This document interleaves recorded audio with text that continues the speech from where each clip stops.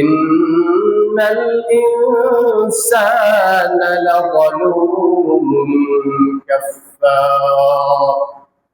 وقال رسول الله صلى الله عليه وسلم كن في الدنيا كأنك غريب أو عابر سبيل أو كما قال النبي عليه الصلاة والسلام.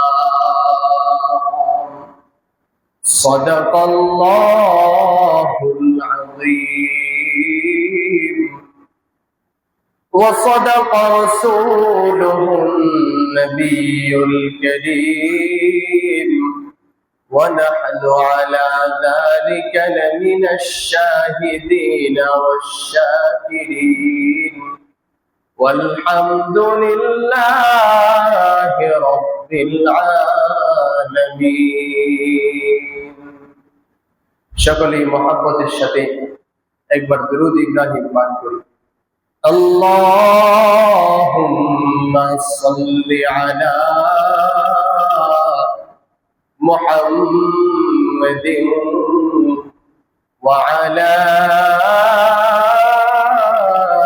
আলি মুহাম্মাদ কামা সাল্লাইতা আলা ইব্রাহিম وعلى آل إبراهيم إنك حميد مجيد. اللهم بارك على محمد وعلى آل محمد كما باركت على إبراهيم وعلى آل إبراهيم إنك حميد مجيد. محمد نے آکر کفر کو مٹایا،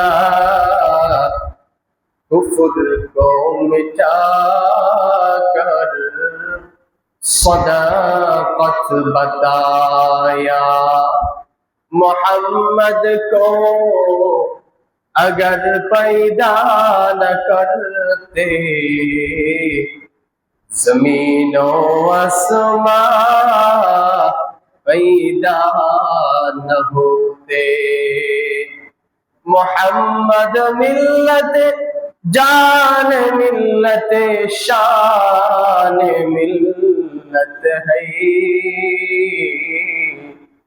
محمد ملت جان ملت شان ملت ہے.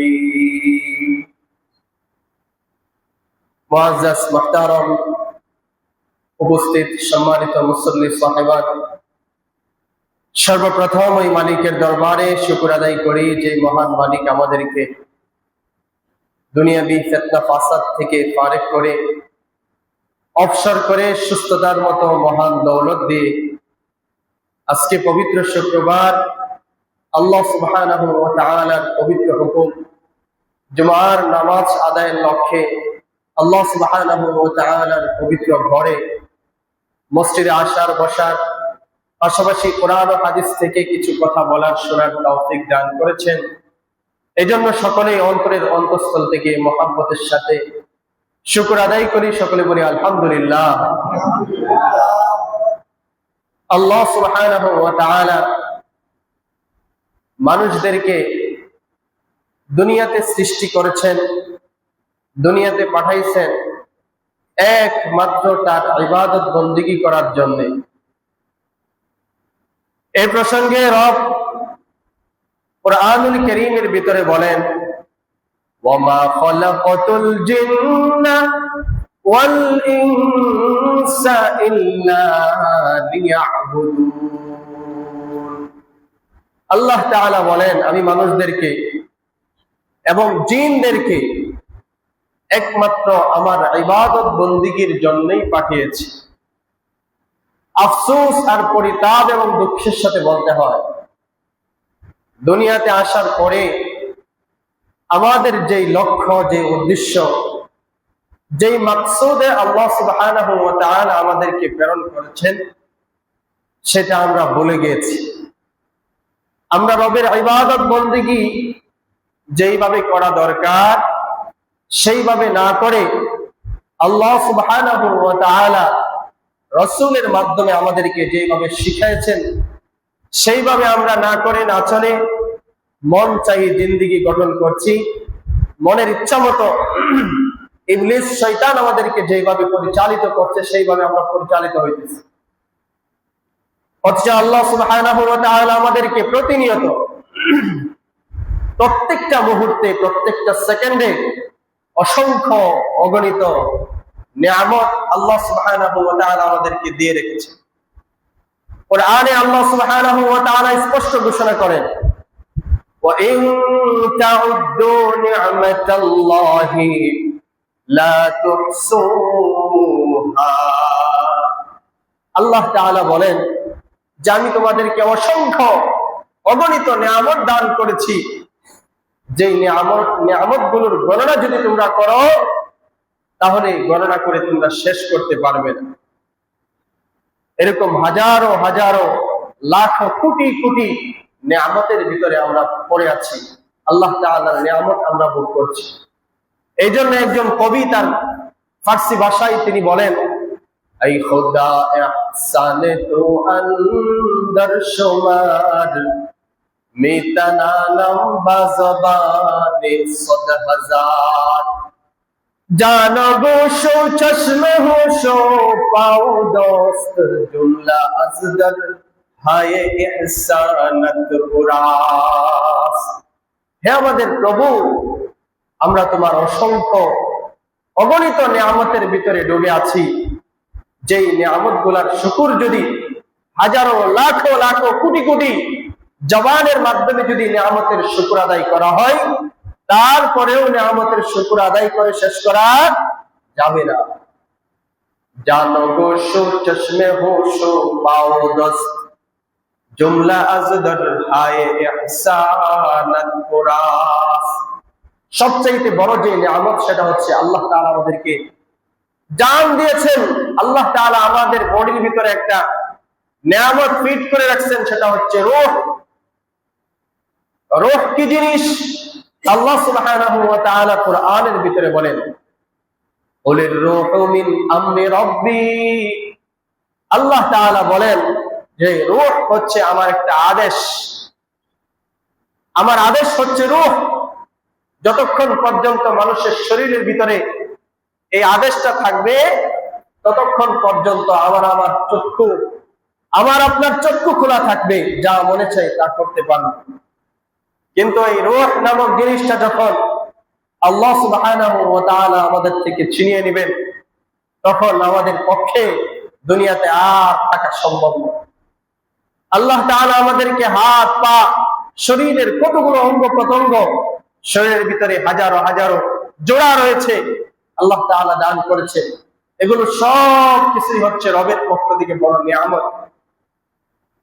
এজন্যই আল্লাহ সুবহানাহু ওয়া তাআলা প্রত্যেকটা আদম সন্তানকে, আল্লাহ তাআলা প্রত্যেকটা আদম সন্তানের কাছ থেকে 5টা জিনিসের যতক্ষণ পর্যন্ত হিসাব না দিবে ততক্ষণ পর্যন্ত আদম সন্তান এক পাও সামনে বাড়াতে পারবে। আল্লাহ তাআলা বলেন যে প্রত্যেকটা বান্দাদের থেকে তার হায়াত সম্পর্কে জিজ্ঞাসা করা হবে, তার যৌবনকাল সম্পর্কে জিজ্ঞাসা করা হবে।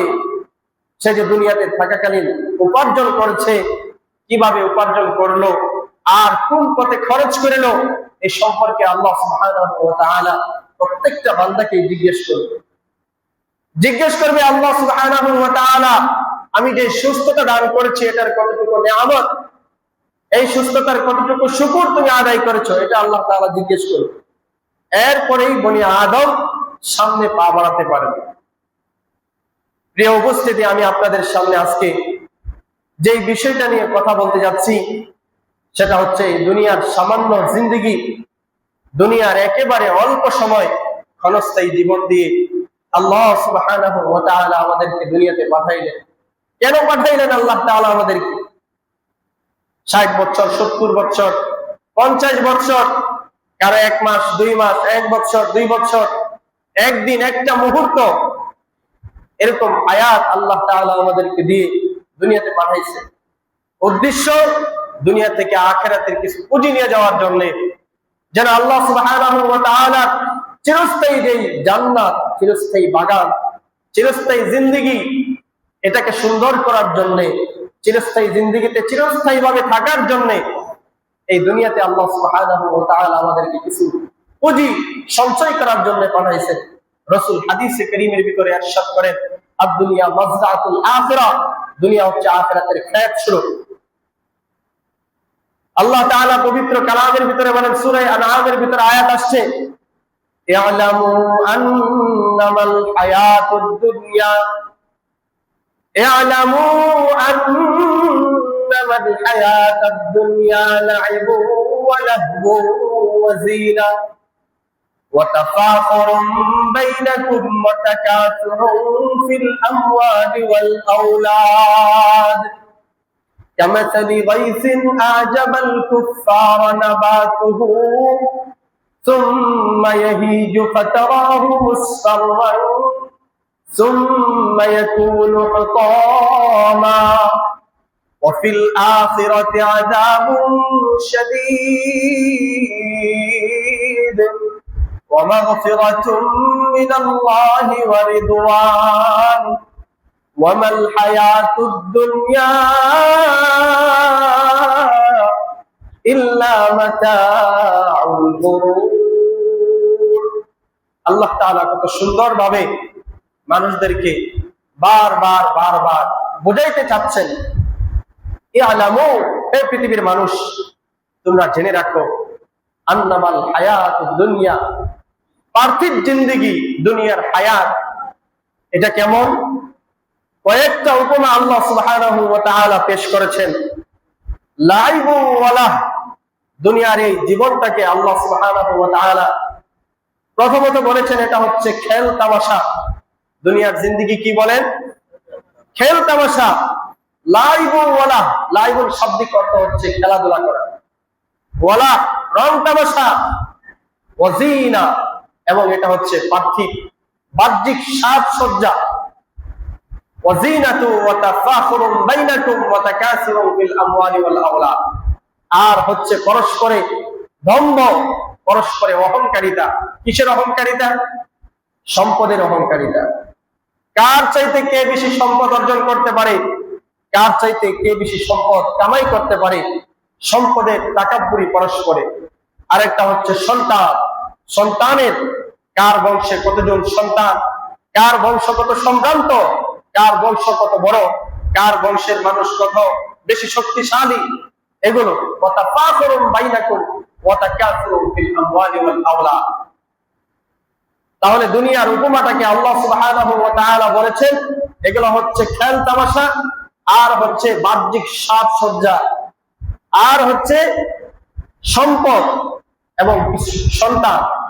এর বাহিরে কোনো কিছু নয়, শুধু এগুলোই। كمثل غيث أعجب الكفار نباته ثم يهيج فتراه مصفرا ثم يكون حطاما। আয়াতের দ্বিতীয় অংশের ভিতরে আল্লাহ সুবহানাহু ওয়া তাআলা আবার উপমা দিতেছেন যে দুনিয়াটা হচ্ছে, এটা দুনিয়ার স্বাভাবিক কৃষকরা যেরকম ভাবে, কৃষক যারা কৃষি কাজ করে, তারা হঠাৎ করে একটা জমি মনে করেন অনেকদিন যাবৎ বৃষ্টি নেই, জমি একেবারে শুকিয়ে খড়খড়া হয়ে গেছে, জমিন ফেটে গেছে, এই অবস্থায় পানির প্রয়োজন, কিন্তু পানির কোনো ব্যবস্থা নেই। অপরদিকে আল্লাহ তাআলার পক্ষ থেকে বৃষ্টিও হইতেছে না। এমন একটা মুহূর্তে প্রত্যেকটা কৃষকেরই একটা আশা থাকে যে আল্লাহ তাআলা যেন রহমতের বৃষ্টি দান করে। কি বলেন? আশা থাকে কিনা? সবাই এরকম একটা আশা করে আল্লাহ তাআলা যেন একটা রহমতের বৃষ্টি দান করেন। কামাসালি গায়সিন আজাবাল কুফফার নাবাতুহু, অর্থাৎ কৃষকরা এরপরে যখন আল্লাহর পক্ষ থেকে রহমতের বৃষ্টি নাজিল হয় তখন তারা আশ্চর্যান্বিত হয়ে যায়, বলে সুবহানাল্লাহ। তারা খুবই খুশি হয়, আনন্দিত হয়। কেন আনন্দিত হয়? তো আসমান থেকে যখন বৃষ্টি নাজিল হইল, হওয়ার সাথে সাথে জমিন একেবারে উর্বর হয়ে যায়, ফসলের উপযোগী হয়ে যায়। তখন এই জমিনে যেই ফসলই লাগানো হয় সেটাই অনেক ভালো ফলন হয়, কি হয় না বলে? এরপরে কি হয়? তো এটা হচ্ছে বাহ্যিক অল্প সময়ের জন্য হাসি। এরপরে কি আসে? সুম্মা ইয়াহিজু ফাতারাহু মুসফাররান সুম্মা ইয়াকুনু হুতামা। তো এই ফসল এটা কি একেবারে চিরস্থায়ী? একবারে 5 বছর 10 বছর এরকম থাকে? কথার কথা একটা ফসল মনে করেন, যেমন কোন ব্যক্তি, আমরা যে সমস্ত শাক সবজি দেখি 2 মাস 3 মাস সর্বোচ্চ 6 মাস বা 1 বছরই ধরেন, এরপরে ফসল আর থাকে না। ফসলটা যখন প্রথমে আসে তখন যেরকম সবুজ শ্যামল একেবারে সতেজ দেখা যায়, এই অবস্থা কি 2 মাস 3 মাস পরে এরকম থাকে নাকি পরিবর্তন হয়ে যায়? কিরকম পরিবর্তন হয়ে যায়? আল্লাহ সুবহানাহু ওয়া তাআলা বলেন, সুম্মা ইয়াহিজু ফাতারাহু মুসফাররান সুম্মা ইয়াকুনু হুতামা। এটা হলুদ বর্ণ ধারণ করে, এটা হৃদ বর্ণ হয়ে যায়, বিভিন্ন কালার ধারণ করে। সবুজ থেকে আস্তে আস্তে পরিবর্তন হয়ে আরেকটা কালার হয়, ওটা থেকে পরিবর্তন হইতে হইতে শুকাইতে শুকাইতে একেবারে সর্বশেষ লাকড়ির মতো একেবারে শুকিয়ে যায়। সুম্মা ইয়াকুনু হুতামা, হুতামুল শাব্দিক অর্থ হচ্ছে লাকড়ি। লাকড়ির মতো শুকিয়ে যায় এই ফসলের গাছগুলো। ওয়াফিল আখিরাতি আযাবুন শাদীদ ওয়া মাগফিরাতুম মিনাল্লাহি ওয়া রিদওয়ান। আল্লাহ তাআলা বলেন, দুনিয়া এই জিন্দেগিটা এরকম, তো এটা একটা এরকম সবুজ ফসলের মতো। আমরা যা কিছু দেখতেছি সব কিছু এরকম, আস্তে আস্তে আস্তে আস্তে আস্তে সব কিছুর একটা শেষ আছে। সবকিছুর কি আছে বলেন? শেষ আছে। এরপরে কি আছে? এরপরে আছে রবের কাছে আযাবুল শাদীদ। মানুষের ইন্তেকালের পরে রবের কাছে আছে সবচাইতে ভয়ঙ্কর শাস্তি। ওয়া মাগফিরাতুম মিনাল্লাহি ওয়া রিদওয়ান। আর কি আছে রবের কাছে? ক্ষমা আছে এবং রবের সন্তুষ্টি আছে।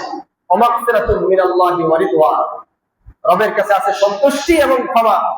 সন্তুষ্টি আর ক্ষমা কার জন্য? যারা দুনিয়াতে থাকাকালীন রবের ইতাআত করেছে, অনুগত্য করেছে, আল্লাহ সুবহানাহু ওয়া তাআলার প্রত্যেকটা বিধিবিধান যারা মেনেছে, তাদের জন্য রবের পক্ষ থেকে ক্ষমা আর সন্তুষ্টি। আর যারা রবের হুকুম আহকাম মানে নাই, আল্লাহ তাআলা যেভাবে চলতে বলেছেন সেভাবে চলে নাই, তাদের জন্য আযাবুল শাদীদ, কঠিন শাস্তি। এরপরে আল্লাহ তাআলা বলেন, ওয়ামাল হায়াতুদ দুনিয়া ইল্লা মাতাউল গুরুর। পার্থিব জীবন, দুনিয়ার জিন্দেগি শুধুই ধোঁকা। ওয়ামাল হায়াতুদ দুনিয়া ইল্লা মাতাউল গুরুর, ধোঁকার বস্তু। আরেক আয়াতের ভিতরে আল্লাহ সুবহানাহু ওয়া তাআলা বলেন, ওয়ামাল হায়াতুদ দুনিয়া ইল্লা লাইবুন ওয়া লাহব ওয়ালাদ দারুল আখিরাতু খায়রুল লিল্লাযীনা ইয়াত্তাকুন আফালা তাকিলুন। যে পার্থিব জিন্দেগি এটা একেবারেই ধোঁকা। আর আসল ঠিকানা হচ্ছে, আসল জায়গা হচ্ছে জান্নাত। ওয়ালাদ দারুল আখিরাতু খায়রুল লিল্লাযীনা ইয়াত্তাকুন। আর এটা হচ্ছে অতি উত্তম কাদের জন্য? যারা পরহেজগার, যারা মুত্তাকি, তাদের জন্য।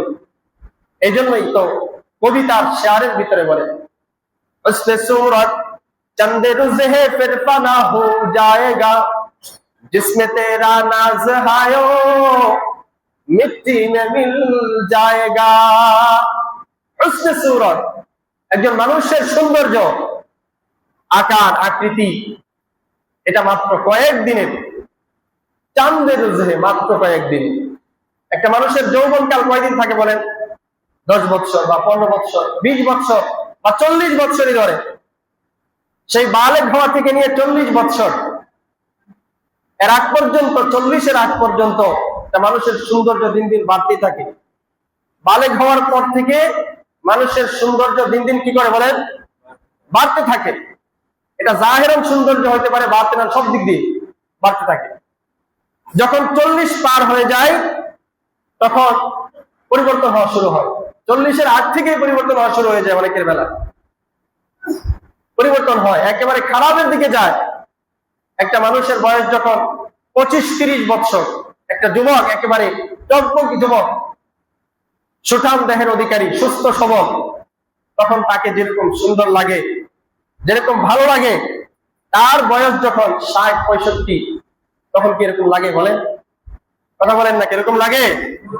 এরকম লাগে না। তখন মাথার চুলগুলো সাদা হয়ে যায়, মোজগুলো সাদা হয়ে যায়, দাড়িগুলো সাদা হয়ে যায়, শরীরে তেমন আর শক্তি থাকে না, চেহারাটা ভেঙে যায়।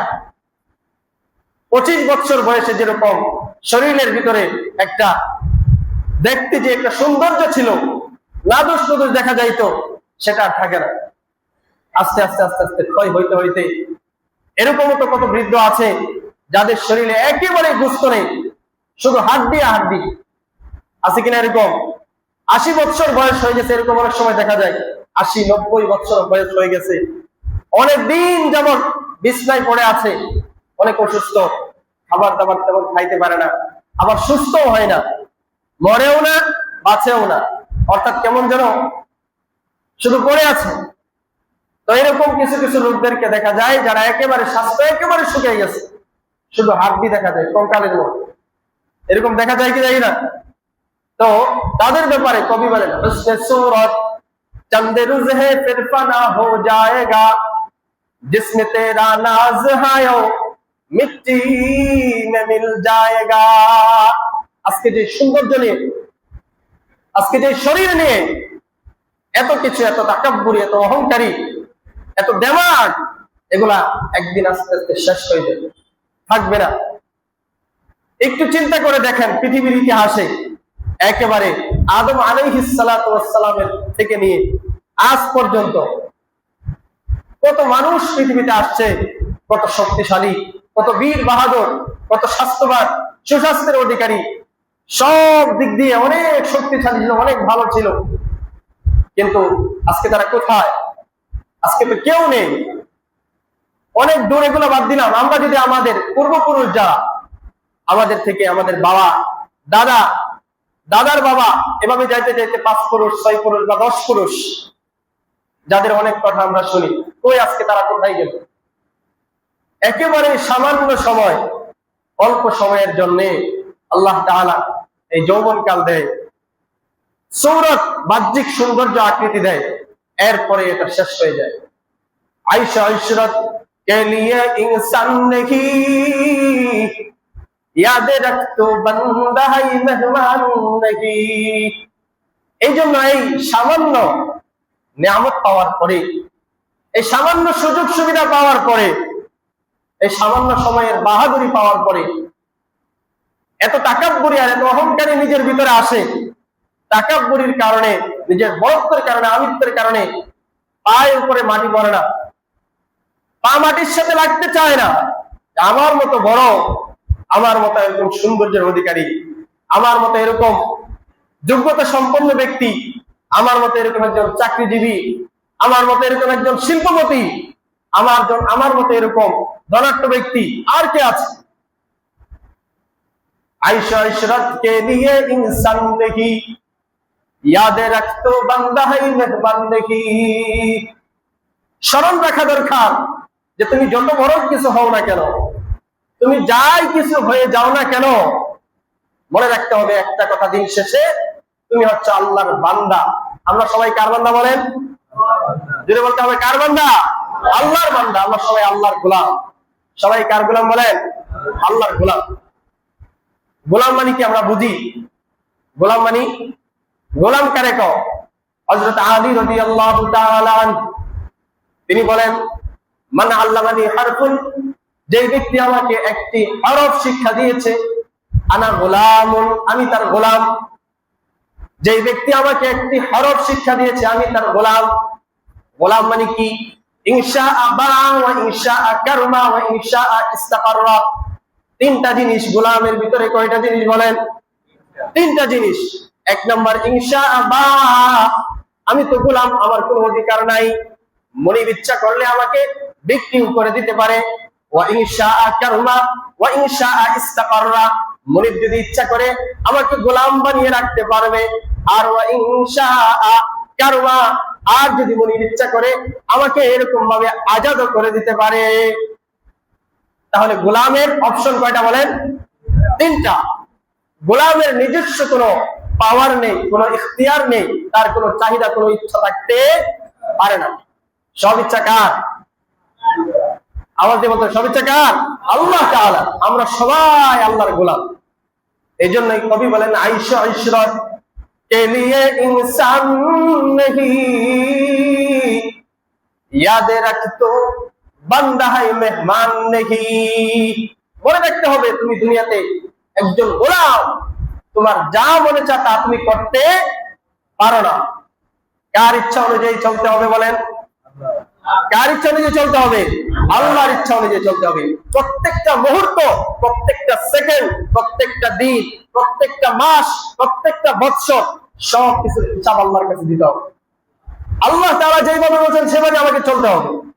আমার বুঝে আসুক চাই না আসুক, আমার স্বার্থের পক্ষে হোক অথবা না হোক, সর্বমুহূর্তে আমাকে এইভাবেই চলতে হবে, অন্যথায় কি হবে? এই জন্যই কবি বলেন, यही हम सब मुसाफिर है वही आखिर ठिकाना, कोई आगे रवाना है कोई पीछे रवाना। আল্লাহ রাসূল সাল্লাল্লাহু আলাইহি ওয়াসাল্লামের একটা হাদিস আছে, রাসূলুল্লাহ সাল্লাল্লাহু আলাইহি ওয়াসাল্লাম খেজুরের বানানো একটা চাটাইয়ের ভিতরে শুয়ে ঘুমাইলেন। হযরত আব্দুল্লাহ ইবনে মাসউদ রাদিয়াল্লাহু তাআলা আনহু, রাসূল সাল্লাল্লাহু আলাইহি ওয়াসাল্লাম ঘুম থেকে জাগ্রত হওয়ার পরে উনি এসে হাজির। আব্দুল্লাহ ইবনে মাসউদ রাদিয়াল্লাহু তাআলা আনহু আল্লাহ রাসূল সাল্লাল্লাহু আলাইহি ওয়াসাল্লামের পিঠের দিকে তাকাইলেন। তাকায় দেখলেন যে রাসূলুল্লাহ সাল্লাল্লাহু আলাইহি ওয়াসাল্লামের পিঠ, চাটাইয়ের যে দাগগুলো ছিল ওইগুলো পিঠের মধ্যে বসে গেছে। আব্দুল্লাহ ইবনে মাসউদ রাদিয়াল্লাহু তাআলা আনহু খুবই কষ্ট পাইলেন। আফসোস করে বললেন, ইয়া রাসূলুল্লাহ, ইয়া হাবিবাল্লাহ, ওগো আল্লাহর রাসূল, আপনি যদি চাইতেন বা আপনি যদি অনুমতি দেন, আপনার জন্য নরম একটা বিছানা বানাইতে পারি। এই অফার রাসূল সাল্লাল্লাহু আলাইহি ওয়াসাল্লামকে দিলেন ওনার সাহাবী, প্রসিদ্ধ সাহাবী আব্দুল্লাহ ইবনে মাসউদ। তখন রাসূলুল্লাহ সাল্লাল্লাহু আলাইহি ওয়াসাল্লাম কি বলেছিলেন? আল্লাহ রাসূল সাল্লাল্লাহু আলাইহি ওয়াসাল্লাম তখন উত্তর দিয়েছিলেন যে, শোনো, আমার মাঝে আর দুনিয়ার মাঝে, অর্থাৎ আমি কি আর দুনিয়া কি, দুনিয়ার একটা উপমা আল্লাহ রাসূল সাল্লাল্লাহু আলাইহি ওয়াসাল্লাম সেখানে পেশ করেছিলেন হাদিসের ভিতরে, যে আমি কি আর দুনিয়া কি। আব্দুল্লাহ ইবনে মাসউদ কে এই কথা বুঝাইতে চাইছিলেন যে দুনিয়া একেবারে তুচ্ছ। তার কারণ দুনিয়া হলো, রাসূল বলেন, দুনিয়া হলো একটা গাছের মতো। কিসের মতো বলেন? গাছের মতো। মনে করেন বিশাল একটা মরুভূমি,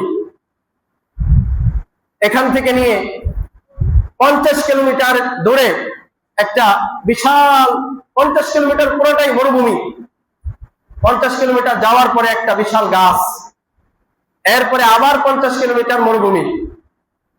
এখন এই 50 কিলোমিটারের ভিতরে আর কোনো গাছ নেই। এখন প্রখর রোদের মধ্যে, অনেক উত্তপ্ত রোদ, অনেক গরম, এই গরমের ভিতরে একটা কাফেলা বা একটা বাহিনী এইখান দিয়ে 50 কিলোমিটার সফর করলো। করার পরে সে কি পরিমাণ ক্লান্ত হবে বলেন? অনেক ক্লান্ত হবে না? শরীর ক্লান্ত লাগবে না অনেক? তখন গাছ দেখা মাত্রই সে ওইখানে কি করতে চাইবে? কথা বলেন, কিছুক্ষণ বিশ্রাম নিতে চাইবে। তো কিছুক্ষণ বিশ্রাম নেওয়ার পরে তারপরে সে কি এখান থেকে চলে যাবে না? এখানে কি সারাদিন বসে থাকবে? ওইখান থেকে চলে যাবে। রাসূল সাল্লাল্লাহু আলাইহি ওয়াসাল্লাম মাসউদ রাদিয়াল্লাহু তাআলা আনহুকে এটা বুঝাইতে চাইছেন যে দুনিয়াটা হচ্ছে একটা গাছের মতো। তো এখানে আমি যেরকম ভাবে আসছি, আমার পূর্বে এরকম অসংখ্য অগণিত লোক দুনিয়াতে আসছিল। আমি যেরকম অবস্থান করতেছি কিছু সময়ের জন্য, তারাও এরকম অবস্থান করেছিল। এরপরে সবাই কোথায় চলে গেছে? আসল জায়গায়। আসল জায়গা কোন জায়গা? আখিরাত। আসল জায়গা কোনটা বলেন? ওয়ামাল হায়াতুদ দুনিয়া ইল্লা মাতাউল গুরুর। আরেক আয়াতের ভিতরে আসছে ওয়াল আখিরাতু খায়রু ওয়া আবকা। আখিরাত হচ্ছে অতি উত্তম এবং এটা হচ্ছে চিরস্থায়ী। এই জন্যই আয়াতের ভিতরে আসছে আল্লাহ তাআলা বলেন সাবিকু ইলা মাগফিরাতিন মির রাব্বিকুম ওয়া জান্নাতিন আরদুহা কাআরদিস সামাই ওয়াল আরদ। আল্লাহ তাআলা বলেন সাবিকু ইলা মাগফিরাতিন মির রাব্বিকুম, তোমরা তোমাদের রবের যে ক্ষমা আছে ক্ষমার দিকে দৌড়াও। ওয়া জান্নাতিন, এবং এমন এক জান্নাতের দিকে দৌড়াও আরদুহা কাআরদিস সামাই ওয়াল আরদ, যে জান্নাতের প্রশস্ততা, আল্লাহ তাআলা জান্নাতের প্রশস্ততা বোঝানোর জন্য আয়াতের ভিতরে বলেন আরদুহা কাআরদিস সামাই ওয়াল আরদ, যেরকম ভাবে আসমান জমিনের প্রশস্ততা। আচ্ছা বলেন তো, আসমানের শেষ জায়গা, শেষ কিনারা এখনো পর্যন্ত কোন মানুষ পাইছে? কথা বলেন না কেন? পাইছে? যত বিজ্ঞানী পৃথিবীতে আসছে, যত আবিষ্কার করুক না কেন, যত গুণী ব্যক্তি পৃথিবীতে আসুক না কেন, এখনো পর্যন্ত আসমানের শেষ কিনারা কোনটা ওটাতে যাইতে পারে নাই। তাহলে আসমান কি পরিমাণ, কত প্রশস্ত? কাআরদিস সামাই ওয়াল আরদ, এরকম ভাবে জমিন, মাটি, পৃথিবী কিরকম প্রশস্ত বা এটার দূরত্ব কি পরিমাণ, এটার সুনির্দিষ্ট একবার সঠিক ম্যাপ, সঠিক পরিমাণ এখনো পর্যন্ত কেউ করতে পারছে? কথা বলেন না, করতে পারছে? করতে পারে নাই। আল্লাহ তাআলা এটা বুঝাইতে চাইছেন যে আরদুহা কাআরদিস সামাই ওয়াল আরদ, জান্নাতের প্রশস্ততা হচ্ছে দুনিয়া যেরকম, আসমান জমিন যেরকম প্রশস্ত, আল্লাহ তাআলার জান্নাত এর চাইতে অনেক অনেক অনেক অনেক গুণ প্রশস্ত। সুবহানাল্লাহ। সেই জান্নাতের দিকে আমাদেরকে দৌড়াইতে বলছি, ওদিকে যাওয়ার জন্য বলছি। এরকম ভাবে একজন কবি কিতাবের ভিতরে আসছে, কবি বলেন তাব্বান লিতালিবি দুনিয়া সানা ইলাইহা ইন সাদাবা মা ইয়াস্তাফিকু ওয়ারামা বিহা ওয়া ফারতা সাবাবা ওয়ালাউ দারা লাকাফাহু মিম্মা ইয়ারুম সাবাবা। তাব্বান লিতালিবি দুনিয়া, ওই দুনিয়াদারের জন্য ধ্বংস যে শুধু সারাক্ষণ দুনিয়া নিয়েই পড়ে থাকে, আখিরাতের ফিকির যার মাথায় নেই। সানা ইলাইহা ইন সাবাবা, শুধু দুনিয়ার দিকে সে আকৃষ্ট হয়, সারাদিন শুধু দুনিয়া। ঘুমানোর আগেও দুনিয়া, ঘুম থেকে ওঠার পরেও দুনিয়া। নামাজ নাই, কালাম নাই, মিথ্যা, ঘুষ, চুগলখড়ি, জুলুম, বাটপারি, চিটারি, বদমাশি, যত ধরনের অপকর্ম আছে সব করে। এগুলা করার মাধ্যমে উদ্দেশ্য কয়টা? একটা, দুনিয়া কি করা? হাসিল, অর্থ সম্পদ জমানো, টাকা পয়সা জমানো, এটাই উদ্দেশ্য। এখানে কোনটা জায়েজ কোনটা না জায়েজ এগুলা কোনো কিছু দেখার সময় নাই। ওই ব্যক্তির ব্যাপারে কবি বলেন তাব্বান লিতালিবি দুনিয়া, এরকম দুনিয়াদারের জন্য, এরকম দুনিয়া প্রেমের জন্য ধ্বংস। সানা ইলাইহা ইন সাবাবা, যে প্রত্যেকটা মুহূর্তে শুধু দুনিয়া নিয়েই ব্যস্ত থাকে। মা ইয়াস্তাফিকু গরামা বিহা ওয়া ফারতা সাবাবা, তো দুনিয়ার মধ্যে, দুনিয়ার প্রেমে এমন ভাবে মত্ত হয়েছে সে যে ওইখান থেকে ফিরে আসা তার কোন চিন্তাই নেই, তার মাথায় নেই যে তার কি করতে হবে, ফিরে আসতে হবে। আখিরাত আছে, আখিরাতের দিকে ফিরে আসতে হবে, মৃত্যুবরণ করতে হবে, এরকম কোন চিন্তা নাই। এরকম ভাবে আরেকটা শায়রের ভিতরে, আরবি শায়রের ভিতরে তালিমুল মুতাআল্লিম একটা কিতাব আছে, ওইখানে কবি বলেন হিয়া দুনিয়া কাল্লু মিনাল কালিলি ওয়া আশিকুহা আযাল্লু মিনাদ দালিলি তুসিম্মু বিসিহরিহা কওমান ওয়া তুমা ফাহুম মুতাহাইরুনা বিলা দালিলি। হিয়া দুনিয়া কাল্লু মিনাল কালিলি, তো ওই ব্যক্তি হচ্ছে সবচাইতে বড় নির্বোধ, সবচাইতে বড় একেবারে মূর্খ, সবচাইতে বড় অজ্ঞ, যে ব্যক্তি হিয়া দুনিয়া আকাল্লু মিনাল কলিল, শুধু সারাদিন দুনিয়ার পিছনেই লেগে থাকে, ওয়াশিকুহা আযাল্লু মিনাল যালিলি, দুনিয়ার পিছে লাগার কারণে বিভিন্ন সময় সে লাঞ্ছিত অপমানিত হয়, কিন্তু তারপরেও তার ভিতরে কোন ধরনের অনুশোচনা আসে না। দুনিয়ার জাদু তাকে এমন ভাবে জাদু করেছে যে তার কর্মশক্তি, তার এরকম ভাবে শ্রবণ শক্তি, সবকিছু দুনিয়া একেবারে গ্রাস করে নিয়েছে।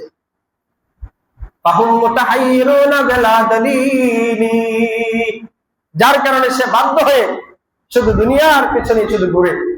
কেন ঘুরতেছি, কি করতেছি না করতেছি, কোন দলিল তার কাছে লাগে না, এমনিতেই সে ঘুরে। দুনিয়া দুনিয়া করতে করতে এরকম কিছু মানুষ আছে কিনা বলেন?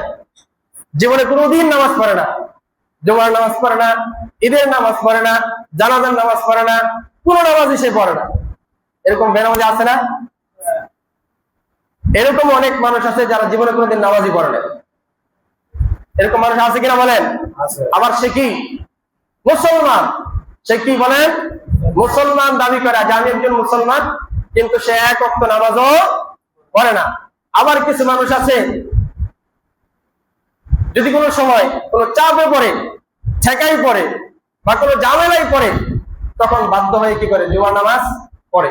এমনিতে এক ওয়াক্ত পড়ে না, 5 ওয়াক্তের এক ওয়াক্তও পড়ে না, কিন্তু মনে করেন সে একজন মুসলমান, কোথাও বেড়াইতে গেছে বা কার বাড়িতে গেছে বা এমন কোন জায়গায় গেছে, তার সাথে অনেক লোকজন আছে, সবাই দাড়ি টুপিওয়ালা। এখন সে যদি নামাজ না পড়ে, মানুষ কি বলবে? বাধ্য হয়ে সে কি করে জুমার নামাজটা পড়ে। আপনার কথা বুঝেন না? এরকম মানুষ নাই? এরকম মানুষ আছে কিনা? আছে। আবার কিছু সংখ্যক মানুষ জুমাও করে না, শুধু মানুষ বললে জানাজায় শরীক হয়, জানাজা নামাজ পড়ে। জানাজা নামাজ কেন পড়ে? একটা মানুষ মারা গেল, জানাজা না পড়লে কি হয়? জানাজা না পড়লে মানুষ কি বলবে? যে জানাজা নাও পড়লো না, কত বড় সে বেহায়া, কত বড় নির্বোধ, জানাজাও করে না। মানে মানুষ বিভিন্ন ধরনের কথা বলবে এবং তার বিবেকে এটা বাধে যে জানাজা পড়তে হবে। তখন যায় কোথায় শরীক হয়? জানা যায়। কিন্তু একটা বারের জন্য সে চিন্তা করে না যে 5 ওয়াক্ত নামাজ এটা কি, কথা বলেন না কেন? 5 ওয়াক্ত নামাজ কি ফরজ। কেমন ফরজ? এটা পড়তেই হবে, পড়তেই হবে। আমরা সবাই কি 5 ওয়াক্ত পড়ি? আমরা তো দুনিয়া নিয়ে ব্যস্ত। কয়েকদিন আগে একজনকে জিজ্ঞেস করলাম, সে ফজর নামাজ পড়ে না। ফজর নামাজ সে পড়ে না, কেন পড়ে না? ফজর নামাজ যদি আমি উঠি, ফজর নামাজ পড়ি, তাহলে ঘুমে ডিস্টার্ব হয়, আর ঘুমে ডিস্টার্ব হইলে আমি অফিস করতে পারবো না।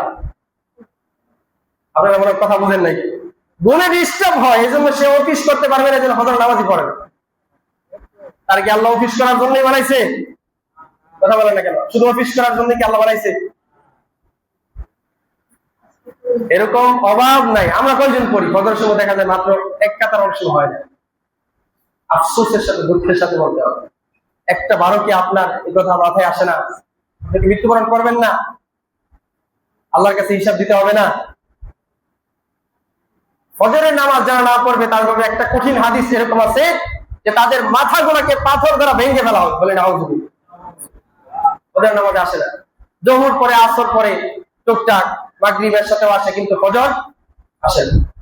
এই জন্য হিসাব আরো বেশি হবে। আমাদেরকে শিক্ষা নেওয়া দরকার। শুধু দুনিয়া নিয়ে ব্যস্ত হয়ে কত টাকা পয়সা কত ভাবে ইনকাম করে। আরেকজন লোক এরকম, সে তার ছেলেকে মাদ্রাসায় দিছে, ছেলে হাফেজ হবে এই জন্য মাদ্রাসায় দিছে, আর উনি সারাদিন গাড়ি চালান। এখন গাড়ি চালায়, তাকে জিজ্ঞেস করা হইলো, আপনি নামাজ কেন পড়েন না? সে বলে, আমার ছেলের মাসে অনেক টাকা দিতে হয়, মোটা অঙ্কের টাকা, মাসে 5,000 7,000 টাকা দিতে হয়। এত টাকা এটা আমার ইনকাম করতে অনেক সময় লাগে। এখন নামাজ পড়ার আমি কি পাই না? কথা বলেন না কেন? নামাজ পড়ার সময় পাই না। আপনার ধ্বংস মিয়া, আপনার ছেলের ধ্বংস, আপনার ধ্বংস। আপনি টাকা কি করবেন? মনে করেন অনেক টাকা ইনকাম করলেন, কত মানুষ তো কত টাকা ইনকাম করছে। আপনি আপনার সারাটা জীবন মনে করেন ইনকাম করলেন, নামাজ রোজা সব বাদ দিয়া, যত ধরনের নাফরমানি সব করলেন, কইরা টাকা ইনকাম করলেন, অনেক বড় লোক হয়ে গেলেন। লাভ কি হবে শেষে? দিন শেষে লাভ কি হবে চিন্তা করে। যে আমি যে ইনকাম করলাম 10 লাখ 20 লাখ 50 লাখ ব্যাংকে জমাইলাম, চিটারি বাটপারি জুলুম যত ধরনের অপকর্ম আছে সব কইরা, কিন্তু শেষে আপনার কি হবে? টাকা কি আপনি সব ভোগ করে যেতে পারবেন? যাইতে পারবেন ভোগ করে? অসম্ভব। বরং এই টাকা আপনার জন্য আযাব, শাস্তি হবে। ইন্নামা আমওয়ালুকুম ওয়া আওলাদুকুম ফিতনা, স্পষ্ট আল্লাহ সুবহানাহু ওয়া তাআলা বলেন কোরআনে কারীমের ভিতরে, নিশ্চয় তোমাদের ইন্নামা আমওয়ালুকুম, তোমাদের মাল এবং তোমাদের সন্তান ফিতনা হবে। কোন সম্পদ? এই যে সম্পদ, যেই সম্পদ কালামের পিছনে, যেই সম্পদ উপার্জন করতে গিয়ে আমি আল্লাহর হুকুম আহকাম বাদ দিছি।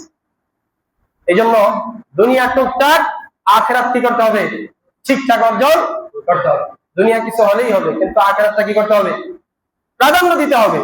একটু মন্ডারে বুঝে যে আমি কিভাবে আমার সময়গুলো কাটতেছে, আমি কিভাবে সময় অতিক্রম করতেছি, আমার আসলে কিভাবে চলা দরকার, আমি পরিবর্তন কবে হব, কোন দিন আমি পরিবর্তন হব, আমার পরিবর্তনটা কবে আসবে, আমার কি করা দরকার, আমি যেই পথে চলতেছি এটা কি মুক্তির পথ, আমি কি এভাবে চলে আল্লাহর কাছে মুক্তি পাবো? হয়তোবা আপনি আপনার পরিবারের কাছে, আপনার ফ্যামিলির কাছে, আপনার সমাজের কাছে, আপনার রাষ্ট্রের কাছে আপনি মুক্তি পাইলেন। এই মুক্তিকে আসল মুক্তি বলে? আসল মুক্তি এটা? আসল মুক্তি পাইতে হইলে আল্লাহ এবং আল্লাহ রসুলের ইতাআত বাতলানো যে তরিকা, সেটা আমাদেরকে কি করতে হবে? মানতে হবে।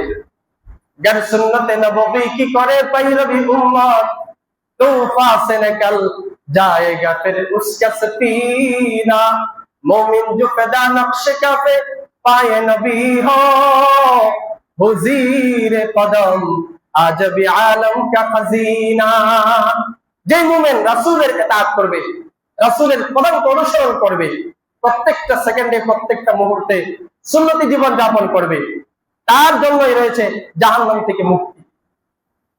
আর যদি সুন্নাত অনুসরণ না করি, নিজের মন গড়া মতো, মনে যেভাবে চাইছে, যে যেভাবে বললো সেভাবেই শুনলাম, ইবলিস যেভাবে আমাকে ধোঁকা দিল সেভাবেই মানলাম, তাহলে তো আমার বরবাদি, এটা অনিবার্য। যাই হোক, আমি আপনাদেরকে এটাই বুঝাইতে চাইলাম যে দুনিয়ার জিন্দেগি এটা একেবারে ক্ষুদ্র, সামান্য ধোঁকার জিনিস। আর আখিরাত হচ্ছে কি বলেন? চিরস্থায়ী। আখিরাত কি? চিরস্থায়ী। আল্লাহ তাআলা আমাদের সকলকে কথাগুলো বোঝার এবং আমল করার তৌফিক দান করুন। সকলে বলি আমিন।